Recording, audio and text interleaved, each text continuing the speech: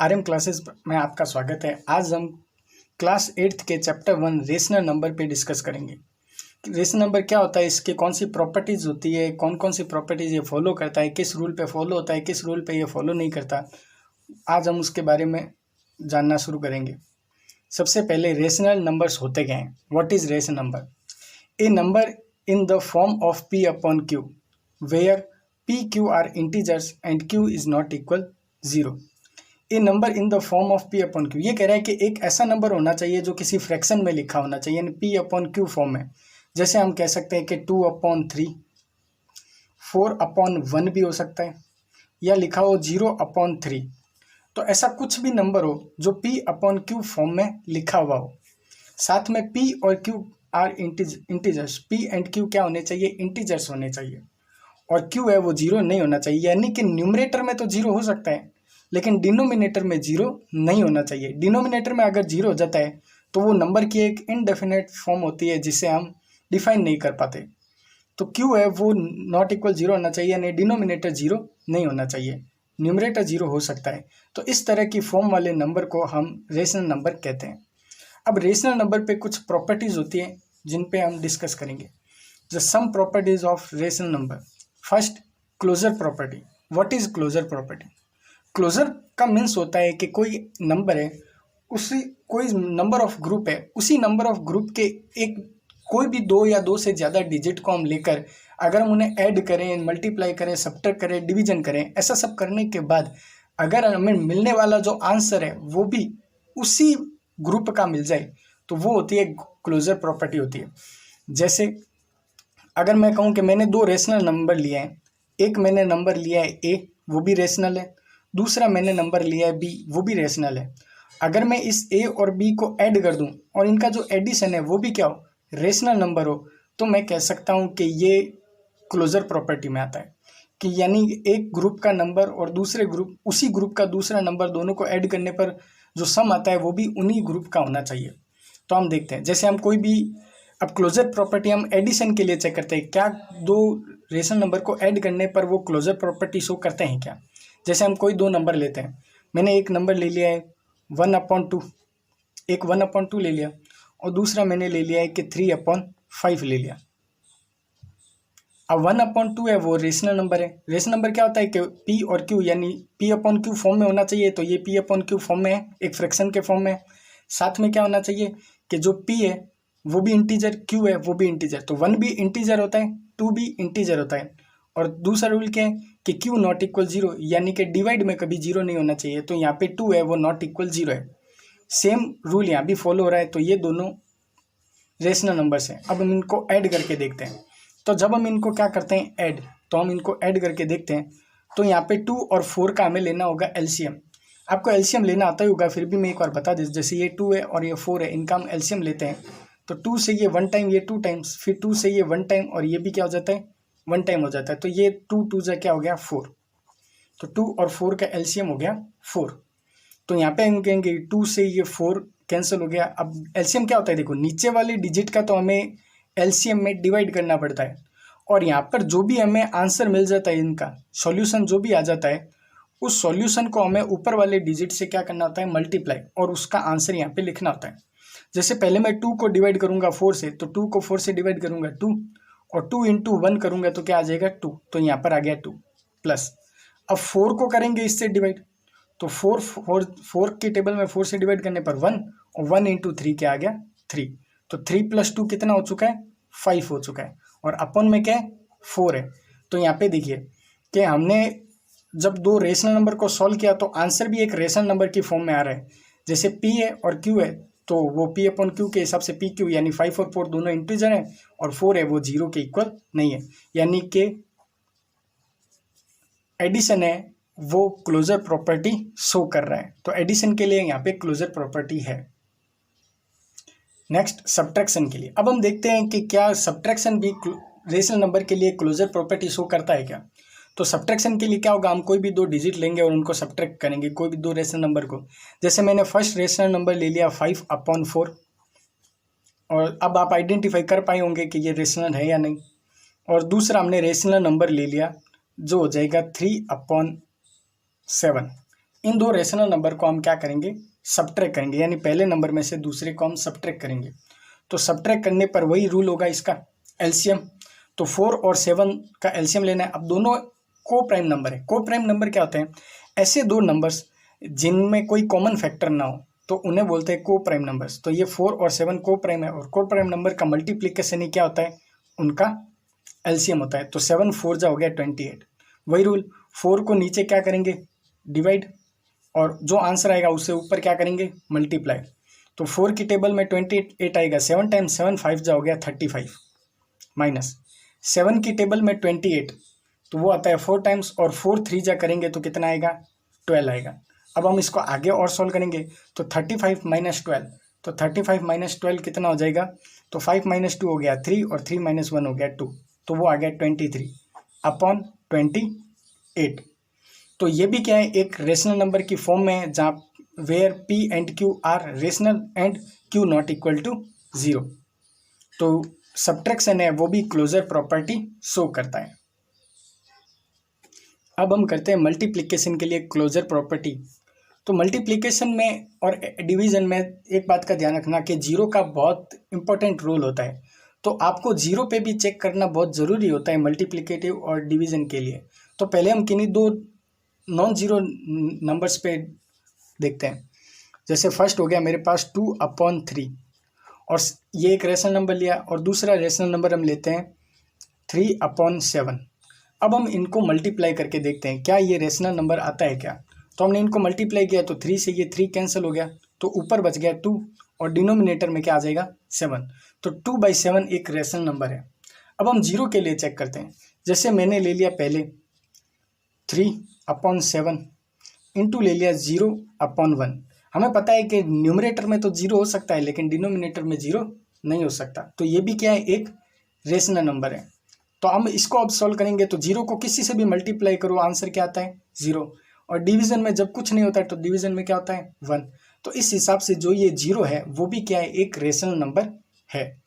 तो हमें ये पता चल गया कि मल्टीप्लिकेशन है वो भी क्या करती है, क्लोजर प्रॉपर्टी को शो करती है। तो यहाँ भी क्लोजर प्रॉपर्टी फॉलो होती है, यानी दो रेशनल नंबर का मल्टीप्लिकेशन हमेशा एक रेशनल नंबर मिलता है। Next, division. फॉर डिवीजन भी हमें क्या करना पड़ेगा, जीरो के लिए जीरो का जो इंपॉर्टेंट रोल होता है उसे भी देखना है। तो पहले हम कोई दूसरे नंबर लेते हैं। जैसे मैंने एक नंबर लिया 2/7, और उसे मुझे डिवाइड करना है 4/14 से। मान लेते हैं मुझे 4/14 से उसे डिवाइड करके चेक करना है। तो 2/7 डिवाइड का साइन हो गया मल्टीप्लाई। तो डिवाइड को कैसे सॉल्व करते हैं, डिवाइड का साइन पहले बनता है मल्टीप्लाई का साइन, और उसके बाद जो फ्रैक्शन होती है उस फ्रैक्शन या जो भी रेशनल नंबर है उसका क्या होगा, रेसिप्रोकल होगा। रेसिप्रोकल क्या होता है कि जो डिनोमिनेटर है वो न्यूमरेटर में आ जाएगा, और जो न्यूमरेटर होता है वो डिनोमिनेटर में आ जाएगा, यानी अंश का हर का अंश हो जाता है। तो 7 से 20 ये 14 कैंसिल हो गया 2 टाइम्स, और सही, और यहाँ 4 है तो ये 2 से 4 भी कैंसिल हो गया 2 टाइम्स, 2 से 2 हो गया कैंसिल। तो हमारे पास यहाँ पे आंसर क्या बच गया, 1 बच गया। तो 1 क्या है, एक रेशनल नंबर होता है। तो दो नंबर का डिवाइड करने पर हमें रेशनल नंबर मिल रहा है, यानी अभी तक तो क्लोजर प्रॉपर्टी को फॉलो कर रहा है। अब हम आगे देखते हैं। जैसे हम 0 को डिवाइड करते हैं, 0 से डिवाइड करते हैं, हम मान लेते हैं 5 को। तो 0 और 5 दोनों क्या है, रेशनल नंबर है। तो 0 को 5 से डिवाइड करते हैं, तो 0 को 5 से डिवाइड करने पर हमारा आंसर आएगा 0/5, और 0/5 का आंसर होता है 0। तो ये 0/5 का आंसर होता है 0। तो अभी भी ये क्या है, रेशनल नंबर है। अब हम करते हैं 5/0 करके देखते हैं, यानी 5 एक रेशनल नंबर है जिसे 0 एक दूसरे रेशनल नंबर से डिवाइड करके देखते हैं। तो 5/0 करेंगे तो आंसर आएगा 5/0। अब डिवाइड में 0 आ गया, जबकि हमारे रेशनल नंबर की कंडीशन है कि डिवाइड में कभी 0 नहीं होना चाहिए। तो यहाँ पर ये रेशनल नंबर नहीं है। तो यहाँ पर क्या है, ये एक रेशनल नंबर नहीं है। तो जब रेशनल नंबर नहीं होगा तो ये क्लोजर प्रॉपर्टी को फॉलो नहीं कर रहा है, यानी डिवीजन है वो हमेशा क्लोजर प्रॉपर्टी को फॉलो नहीं करता है। नेक्स्ट, अब हम नेक्स्ट प्रॉपर्टी की बात करते हैं, जो है कम्यूटेटिव प्रॉपर्टी। कम्यूटेटिव का मीन्स क्या होता है, कम्यूटेटिव का मीन्स होता है कि एक नंबर है उसका अगर हम ऑर्डर चेंज कर दें तो उससे सॉल्यूशन में कोई डिफरेंस नहीं आना चाहिए। जैसे अगर हम कहते हैं कि a+b है हमारे पास, और अब हम उसको सॉल्व करें ऑर्डर चेंज करके, यानी b+a कर दें, तो अगर आंसर आ जाता है सेम तो वो क्या होगा, कम्यूटेटिव होगा। और अगर हम a प्लस बी करते हैं और वो हो जाता है b प्लस ए करने पर उनका आंसर आ जाता है अलग अलग, तो वो कम्यूटेटिव नहीं होते हैं। तो कम्यूटेटिव का मीन्स होता है कि अगर किसी दो नंबर है उनका एडिशन, मल्टीप्लिकेशन, सब्ट्रैक्शन हम कुछ भी कर रहे हो, लेकिन हमने उसका ऑर्डर चेंज कर दिया है, उसके बाद भी सॉल्यूशन अगर सेम रहे तो वो कम्यूटेटिव होता है। तो हम एडिशन के लिए चेक करते हैं कि क्या एडिशन कम्यूटेटिव है। जैसे हम कोई दो नंबर लेते हैं एग्जाम्पल के लिए, जैसे हमने एक नंबर ले लिया 2/7 प्लस दूसरा हम ले लेते हैं नंबर 3/5। अब हम इसमें चेक करते हैं कि क्या ये कम्यूटेटिव है, तो इसको सॉल्व करते हैं। तो 7 और 5 का, तो इसे सॉल्व करने का एक और तरीका होता है कि ऊपर की साइड तो हम क्या कर सकते हैं, क्रॉस मल्टीप्लाई, और नीचे हम क्या कर सकते हैं, इन दोनों की स्ट्रेट मल्टीप्लाई, सीधा मल्टीप्लाई कर देते हैं। तो 5 × 2 हो गया 10, 7 × 3 हो गया 21 अपॉन 7, 5 जा क्या हो गया 35। तो 21 और 10 को जब हम ऐड करेंगे तो उनका एडिशन कितना आ जाएगा 31, और आंसर क्या आ रहा है 35। अब हम इन्हीं का ऑर्डर चेंज करके इधर देखेंगे कि क्या आंसर यही रहता है क्या। तो जैसे 3/5 प्लस 2/7, हमने ऑर्डर चेंज कर दिया, जो पहले था वो बाद में हो गया, जो बाद में है वो पहले हो गया। अब इनको ऐड करते हैं, तो 5 और 3 कितना हो गया 7 × 3 हो गया 21 प्लस 5 × 2 हो गया 10, और नीचे आ गया 5 7 जा 35। तो इनको ऐड करेंगे तो क्या आ जाएगा 31/35। तो हमारा आंसर दोनों तरफ क्या है, सेम है, यानी कि एडिशन क्या होता है, कम्यूटेटिव होता है। तो एडिशन कम्यूटेटिव प्रॉपर्टी को शो करता है, फॉलो करता है। नेक्स्ट सब्ट्रैक्शन के लिए, तो हम सब्ट्रैक्शन के लिए फिर से दो नंबर लेते हैं। जैसे मैंने एक नंबर ले लिया 4/3 और इसमें से मैं माइनस कर रहा हूँ 3/5 को। अब हमें चेक करना है क्या ये कम्यूटेटिव है। जैसे 5 4 जा हो गया 20 माइनस 3 3 जा हो गया 9, क्योंकि जहाँ माइनस है वहाँ माइनस रहेगा, 3 3 जा हो गया 9 और अपॉन 3 5 जा हो गया 15। तो 20 - 9, तो 20 - 9 होता है 11 और अपॉन में कितना है 15। तो 11/15 एक रेशनल नंबर हमें फाइंड हुआ। अब हम इसका ऑर्डर करते हैं चेंज, यानी माइनस अपनी जगह ही रहेगा, लेकिन जो बाद में 3/5 था वो आ जाएगा पहले, और जो पहले 4/3 हो जाएगा वो आ जाएगा बाद में, 4/3। अब हम इसको सॉल्व करते हैं, तो 3 3 जा 9 माइनस 5 4 जा 20 अपॉन 5 3 जा 15। इसको जब सॉल्व करेंगे तो हमारे पास आएगा माइनस का 11, क्योंकि देखो एक पॉजिटिव एक नेगेटिव ऐसा हो, एक पॉजिटिव एक नेगेटिव तो सब्ट्रैक्शन होता है, और सब्ट्रैक्शन बड़े नंबर में से छोटे का होता है। तो 20 - 9 होने पर 11 आएगा, लेकिन बड़ा नंबर किस साइन का है, नेगेटिव साइन का है, तो यहाँ पे -11 आएगा, और अपॉन में क्या हो जाएगा 15। तो हमारा ये जो आंसर है दोनों तरफ वो सेम नहीं है, इधर 11/15 है, जबकि ऑर्डर चेंज करने के बाद -11/15 आया है, तो ये आंसर सेम नहीं है, इसलिए सब्ट्रैक्शन है वो कम्यूटेटिव प्रॉपर्टी को फॉलो नहीं करता।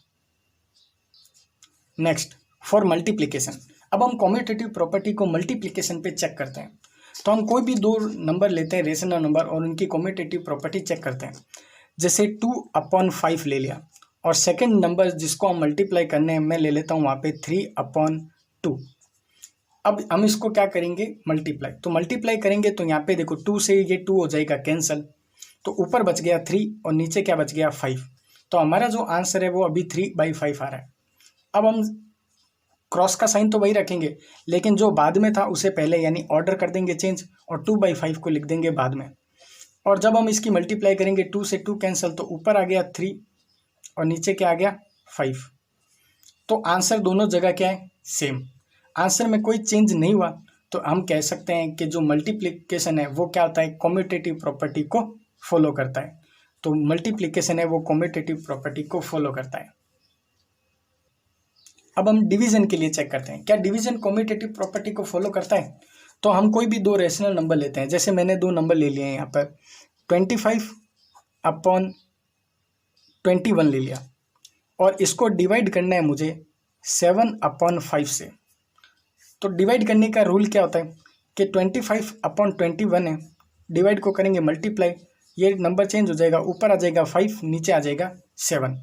अब जब इसको सॉल्व करेंगे तो 25 5 जो हो गया 125, और 21 × 7 हो जाएगा 147।